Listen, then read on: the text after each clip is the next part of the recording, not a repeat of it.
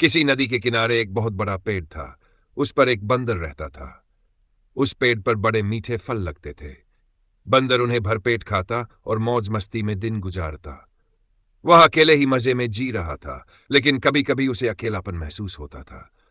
बंदर और मगरमच्छ की दोस्ती। एक दिन एक मगरमच्छ नदी से निकलकर पेड़ के नीचे आया।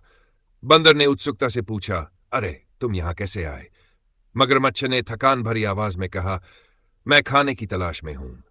यह सुनकर बंदर मुस्कुराया और पेट से ढेर सारे मीठे फल तोड़कर मगरमच्छ को खाने के लिए दे दिए।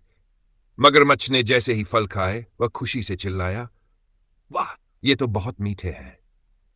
इस तरह दोनों की दोस्ती हो गई। अब मगरमच्छ रोज आता और दोनों मिलकर मजे से फल खाते। बंदर को भी एक दोस्त मिल गया था जिससे वह बहुत खुश था। मगरमच्छ की पत्नी का लालच। एक दिन बातों बातों में मगरमच्छ ने बंदर से कहा, मेरी एक पत्नी भी है जो नदी के उस पार रहती है। बंदर ने तुरंत ढेर सारे फल तोड़कर मगरमच्छ को दिए और कहा, इन्हें अपनी पत्नी के लिए ले जाओ, उसे भी बहुत अच्छा लगेगा। अब यह रोज का सिला सिला बन गया। मगरमच्छ खुद भी फल खाता और अपनी पत्नी के लिए भी लेकर जाता। लेकिन उसकी पत्नी को यह बात पसंद नहीं थी कि मगर रोज देर से घर लौटता। एक दिन मगरमच्छ की पत्नी ने क्रोधित होकर कहा, अगर वह बंदर रोज इतने मीठे फल खाता है तो सोचो उसका कलेजा कितना मीठा होगा। मैं उसका कलेजा खाऊंगी। मगरमच्छ चौंक गया। क्या तुम पागल हो गई हो? वह मेरा दोस्त है।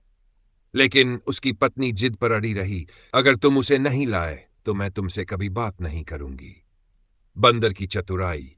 बेचारा मगरमच्छ मजबूरी में बंदर के पास गया और मीठी आवाज में बोला, मित्र, मेरी पत्नी ने तुम्हें घर पर खाने पर बुलाया है। चलो मेरी पीठ पर बैठो, मैं तुम्हें उस पार ले चलता हूं। बंदर खुशी खुशी उसकी पीठ पर बैठ गया।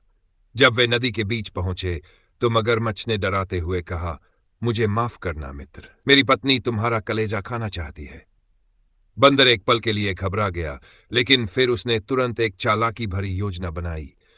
उसने घबराने का नाटक करते हुए कहा, ओह, तुमने पहले क्यों नहीं बताया? मेरा कलेजा तो मैंने पेड़ पर रख दिया है। मगरमच्छ ने आश्चर्य से पूछा, क्या तुम अपना कलेजा अलग रखते हो? बंदर ने सिर हिलाकर कहा, हां, अगर तुम मेरा कलेजा चाहते हो तो हमें वापस पेड़ के पास जाना होगा। मूर्ख मगरमच्छ उसकी बातों में आ गया और वापस किनारे आ गया। जैसे ही वे पेड़ के पास पहुंचे, बंदर ने तेजी से छलांग लगाई और पेड़ पर चढ़ गया।